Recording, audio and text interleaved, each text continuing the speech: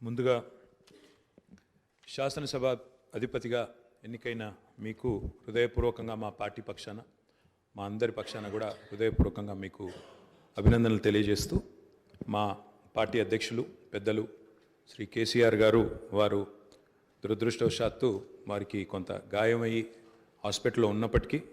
ఎప్పుడైతే ఈ ప్రతిపాదన శ్రీధర్ బాబు గారి ద్వారా మరి వారికి వచ్చిందో వెంటనే ఒక క్షణం కూడా సంకోచించకుండా రెండో ఆలోచన లేకుండా తప్పకుండా సహకరించవలసిందే అని చెప్పి ఏకగ్రీవంగా ఎన్నిక కావడానికి వారు మాకు ఆదేశాలు ఇవ్వడం జరిగింది. దానికి అనుగుణంగానే నిన్న మీ నామినేషన్లో కూడా మేమందరం కూడా పాల్గొనడం జరిగింది. అధ్యక్ష, మీతో వ్యక్తిగతమైన అనుబంధం కూడా నాకు చాలా ఉంది. మీరు 2009 శాసనసభకు ఎన్నికైన నాడు నేను కూడా మీతో పాటు సహచర శాసనసభ్యుడిగా ఉన్నాను. ఆనాడు తెలంగాణ ఉద్యమంలో కూడా మీరు మీ వంతు పాత్ర పోషించినారు. 2012 నుంచి 14 దాకా మీరు మంత్రిగా, ముఖ్యంగా మా శాఖకు మంత్రిగా, హ్యాండ్లూమ్స్ అండ్ టెక్స్టైల్స్ డిపార్ట్మెంట్కి మంత్రిగా మీరు పనిచేసిన క్రమంలో ఆనాడు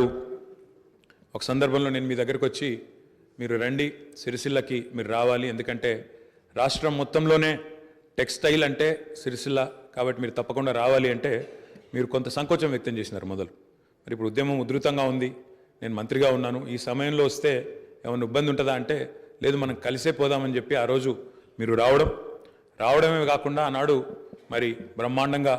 మీరు వచ్చి అక్కడ కార్మికుల సమస్యలు విని తర్వాత చాలా సమస్యల పరిష్కారానికి మీ స్థాయిలో మీరు కృషి చేసినందుకు కూడా మీకు మనస్ఫూర్తిగా ఈరోజు మళ్ళొకసారి అభినందనలు, ధన్యవాదాలు కూడా తెలియజేస్తూ మరి ఒక ఉన్నతమైన సాంప్రదాయానికి ఈరోజు మరి తెరదీస్తూ ఇతర పెద్దలు గౌరవనీయులు తెలంగాణ రాష్ట్రం ఏర్పడ్డ తర్వాత పెద్దలు శ్రీకొండ మధుసూనాచారి గారు, తర్వాత శ్రీ పోచారం శ్రీనివాసరెడ్డి గారు, తదనంతరం మీరు మరి వారు ఇద్దరు కూడా నెలకొల్పిన సాంప్రదాయాలు, కాపాడిన విలువలు, వాటన్నిటిని మీరు కూడా పరిరక్షిస్తారని మనస్ఫూర్తిగా ఆకాంక్షిస్తూ మీ ఉన్నతికి మనస్ఫూర్తిగా అభినందనలు తెలియజేస్తూ మరి ఇప్పుడే పెద్దలు ముఖ్యమంత్రి గారు, ఉప ముఖ్యమంత్రి గారు, మంత్రివర్యులు కూడా చెప్పినట్టు మరి ఈ సభ అందరి సభ, ఈ సభలో ఉండే ప్రతి సభ్యుడి యొక్క గౌరవాన్ని, ప్రతి సభ్యుడి యొక్క హక్కులను, ముఖ్యంగా ప్రజల తరపున మాట్లాడే ప్రతి నాయకుడి యొక్క, ప్రతి గౌరవ సభ్యుడి యొక్క మరి గొంతును వినిపించే విధంగా